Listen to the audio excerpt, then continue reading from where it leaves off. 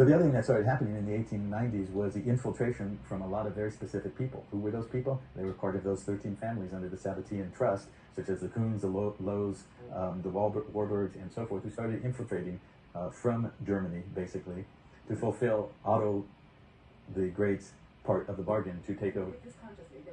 Absolutely, they were planning this and organizing this for hundreds of years. It was, they came out with the Protocols of Zion in the late 1800s. The Zionist movement was established in the 1800s. I mean, late 1800s, like 1890. The first Zionist Congress was 1896.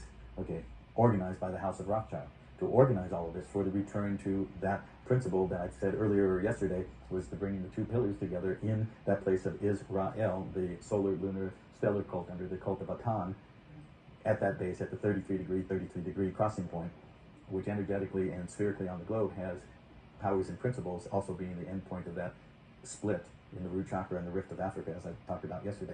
Energetically, it's all outpicturing of who we are.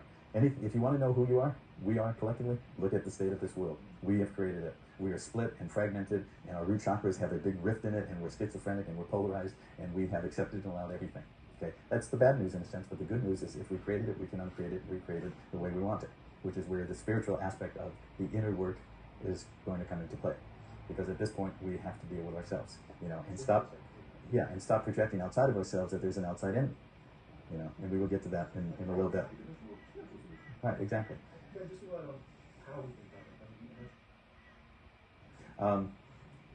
But let me finish this about Zionism. So in the 1890s, the first Congress of the Zionist movement was established, and they laid out exactly what they were going to do in keeping with and in alignment with the 3 world wars scenario set out by Albert Pike, and how World War II would achieve the ability to move and establish the state of Israel. I mean, that was set in place out of World War I, something called the Balfour Declaration, which established the right to reestablish the state of Israel. It was all established or pushed by the House of Rothschild, and them fulfilling through the 13 families the Sabbatean mandate.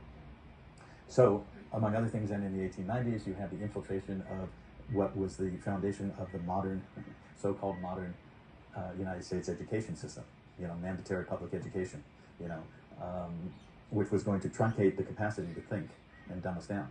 If you want to give yourself a little test, do a Google on 1890s 8th grade graduation exam.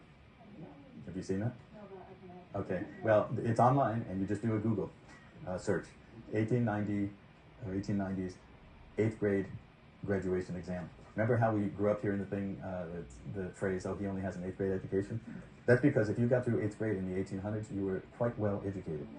That exam is only 2 pages, and as educated as I am, I would probably have failed it, because it goes into extensive detail of how law and social governance and civics and all kinds of things were structured, and people were very well educated with an 8th grade education. Way more. Well, yeah.